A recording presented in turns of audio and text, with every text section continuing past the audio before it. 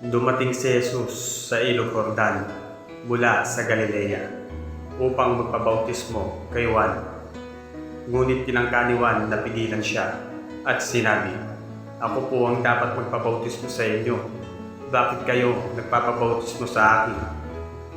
Subalit sumagot si Jesus, "Hayaan mong ito ang mangyari ngayon, sapagkat ito ang nararapat nating gawin upang matupad ang kalooban ng Diyos."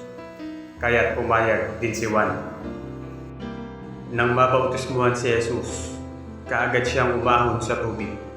Nabuksan ang langit at nakita ni Jesus ang Espiritu ng Diyos na bumababang parang isang kalapati at dumapo sa kanya. At isang tinig mula sa langit ang nagsabi, "Ito ang minamahal kong anak na lubos kong kinalulugdan."